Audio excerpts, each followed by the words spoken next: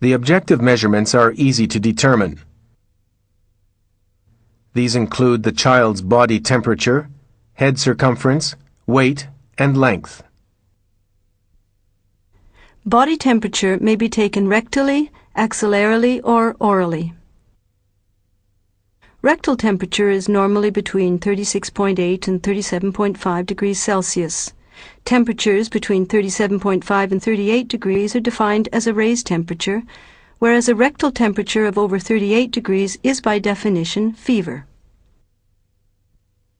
The normal axillary temperature is between 36.2 and 36.8 degrees Celsius, and the oral temperature is between 36.7 and 37.2.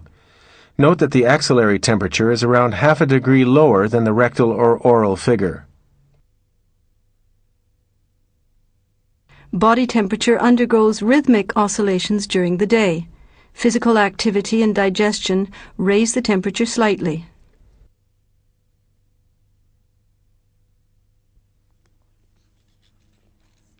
When measuring the head, take the widest occipito-frontal circumference.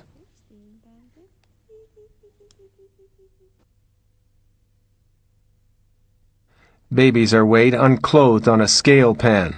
The scale pan must be warm so as not to startle the baby.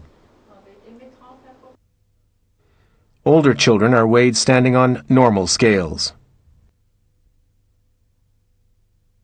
The length of a baby or toddler is determined supine with a special measuring tool. In an emergency, 2 books will do. Older children are measured in a standing position. The child should be standing upright with its heels, seat, shoulders, and occiput against the wall. The child's height is then determined using a sliding marker. Head circumference, weight, and length are entered onto a so-called percentile curve according to the child's age and sex. Here is a drawing of a percentile curve for boys. Our young patient's height is on the 25th percentile. That means that 25% of boys his age are shorter. The 50th percentile is the median value. It corresponds to the apex of a bell curve. The 25th and the 75th percentile correspond more or less to the first standard deviations. The second standard deviations roughly correspond to the 3rd and the 97th percentile. By definition, we consider all figures outside 2 standard deviations to be abnormal. When measuring length and weight, the evolution is more important than a single figure. If we follow up the child's length since his birth, we find that it remains constant on the 10th percentile. If we also take into account the statures of his parents, the rate of growth may well be normal.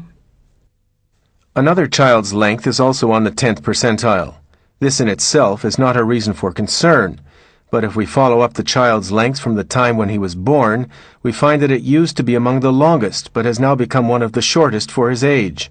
This requires further clarification.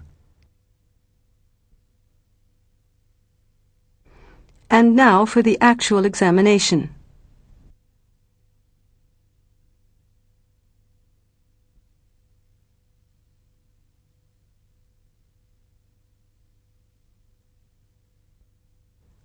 The doctor must be careful about hygiene.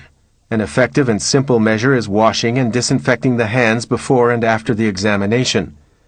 At the same time, the hands can be warmed for the examination. A young child becomes restless very quickly. This is why examinations which require him to be quiet are done at the beginning. While the child is quiet, the heart and lungs are auscultated and the abdomen is palpated. Examinations which are unpleasant for the child are done at the end. These are otoscopy, pharyngoscopy, rectal examination, and ophthalmoscopy. The whole examination should be done quickly, but without being rushed.